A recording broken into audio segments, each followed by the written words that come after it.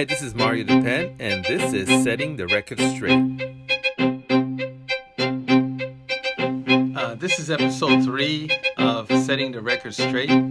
This episode is called The Holy Spirit and the Christian Warrior. This has been a very emotional time, and it has impacted a lot of us, but more so those who are blacks in the U.S., those who are people of color. But it also impacts the Christian of all the different backgrounds. And we have to ask ourselves, what is our role? What can we do to make a difference? What should we do? Are we doing enough to make a difference? That's what this episode of Setting the Record Straight is about today. What is the role of the Christian warrior? What is the role of the man of God, the woman of God, who has God's Spirit inside of them? I decided that I would not eat anything until I did this video. I did that because when I fast from food, it helps me to focus. It also humbles me. It helps me to have a clearer vision of what I want to say or what I want to do. Sometimes when I have something very difficult to do, I will not eat any food until I get it done. So I could spend 12 hours not eating until I get something done, or it could take 24 hours. It depends. But I'm saying this to you because I wanted to talk about fasting. There are two different types of fasts that I have learned about in the Bible. The first fast is the one I'm telling you about, where people like you and I give up food, or we give up some kind of comfort, clothing. No, well, not clothing. We give up. We might decide not to watch television. We may decide not to listen to music. We may decide not to have that special lunch that we tend to have every week, or whatever. We decide something to sacrifice. That's a fast, right? Well, there's another fast that God talks about. And I remember the first time I saw this passage, I was amazed. And that passage is in Isaiah chapter 58. And God is talking to his people. He said, yeah, you guys fast and you do your thing, but that's not the kind of fast that I'm impressed about. Let's pick up in Isaiah 58. It says here, the latter part of verse 2 in Isaiah 58, they ask me for just decisions and seem eager for God to come near them. Why have we fasted, they say, and you have not seen it? Why have we humbled ourselves and you have not noticed? What God is saying that the people are saying to him or asking him. We humbled ourselves. We didn't eat food. We wore clothing that was demeaning to us, sackcloth and ashes. They would pour ashes on their head.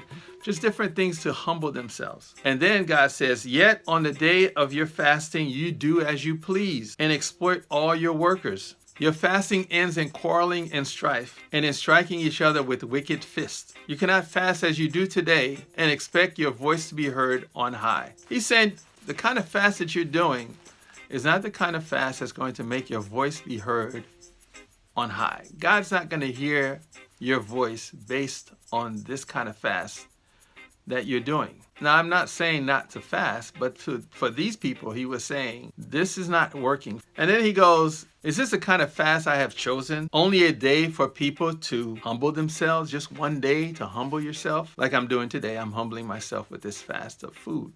Actually, it's probably going to be half a day because I'll be done with my video. Is it only for bowing one's head like a reed and for lying in sackcloth and ashes? Is that what you call a fast?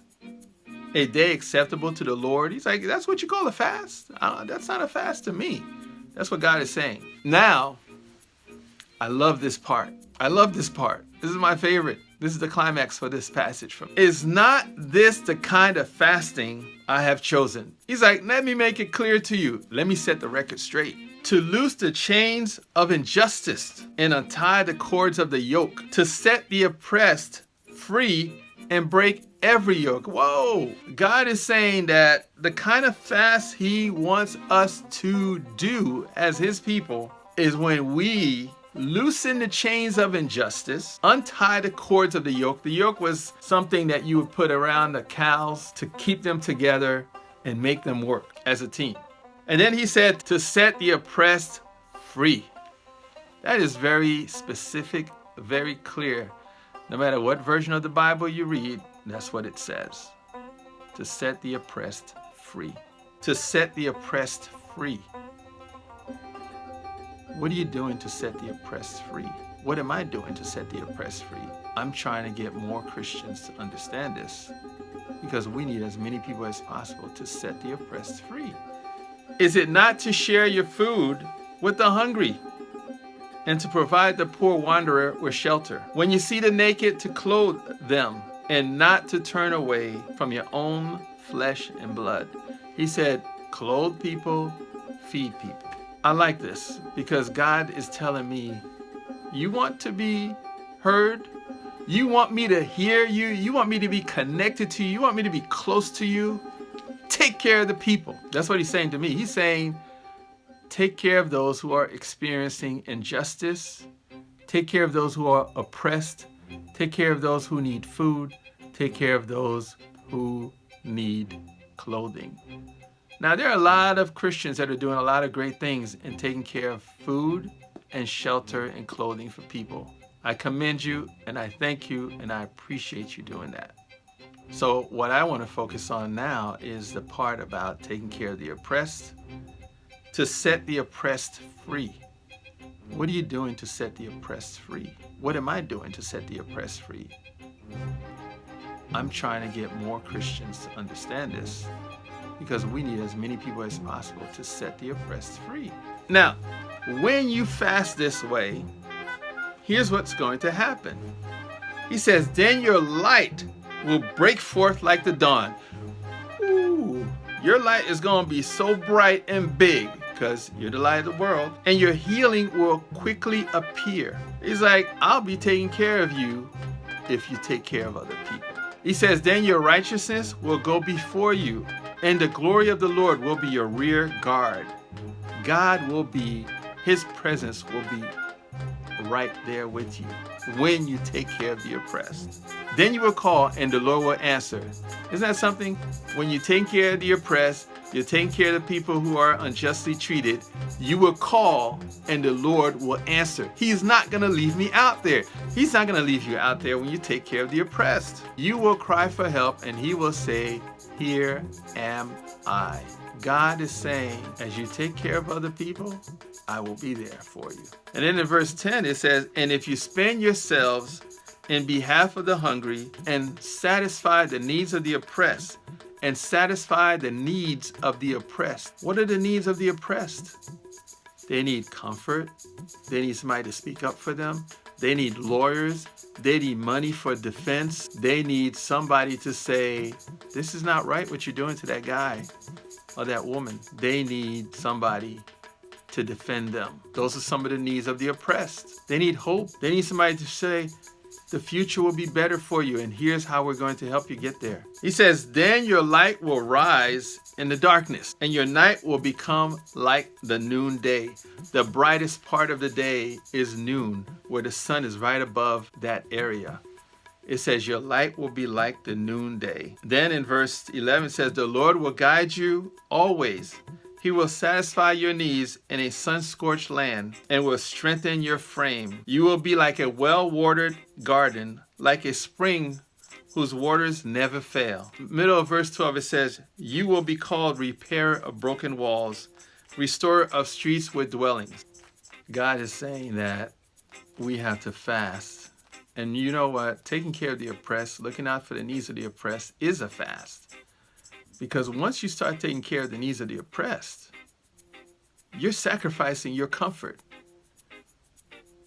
There are people who looked out for the oppressed, and sadly to say, there are people who beat them up for that. There are people who shot them for that. There are people who burned down their houses. There are people who burned their churches. There are people who did cross burnings in front of their houses because they were speaking up for the oppressed. So this is a scary thing, but you know what I like about this passage that we just looked at is that God says, I will strengthen you. I will be your rear guard. I will take care of you. I will be there with you. This is a complex issue, but I think the scriptures are clear. God expects the Christian to be the light of the world. God expects the Christians to judge the world. that is the plan, that the Christians will judge the world. Not by their own standards. The Christians will judge the world based on what the Bible says. I love this passage in James chapter 2. It says, "What good is it, my brothers, if someone claims to have faith but has no deeds? Can such faith save them? Suppose a brother or sister is without clothes and daily food. If one of you says to them, 'Go in peace, keep warm and well fed,' but does nothing about his physical needs, what good is it? In the same way, faith, if it is not accompanied by action, is dead." You see, when we're thinking about people who are oppressed, people who are experiencing injustice, people who are experiencing cruel treatment, we cannot say as Christians, it's not our place to say anything, it's not our place to do anything. We just need to pray that those oppressors will stop doing that. People don't just say, I'm just going to change. Usually, power has to be challenged. So, this idea of just praying and our troubles will go away, or their troubles will go away, we just need to pray that those oppressors will decide, you know what? Instead of making them do what we want them to do, instead of forcing them to be our laborers, instead of unjustly treating them, we're going to give them an equal share. We're going to treat them like partners, and we are just going to wake up and just do the right thing. You know that most people don't just wake up and do the right thing. Usually somebody has to go to them and say, "You can't keep doing that." And they go, "Why not?" "Because we're not going to let you keep doing it." That's why not. We're going to stop you from doing that. It's not acceptable anymore. It needs to stop. And if it doesn't stop, here's what we're going to do. Think about the story of the Good Samaritan. Two people walked by the person who was bleeding and hurt and did nothing for that person. And the reason the story of the Good Samaritan is so powerful is because somebody stopped, and it's somebody who decided to have compassion on the person. As Christians, we cannot say, "Oh, I see people are being mistreated, they're being cruelly treated, but it's not my place to say anything or do anything." It is your place. You're a warrior of God. You're a person that knows what justice is. You're a person that knows the truth. You're a person who's the light of the world. You're a person that's going to judge the world. So you might as well start practicing now while you are the light of the world.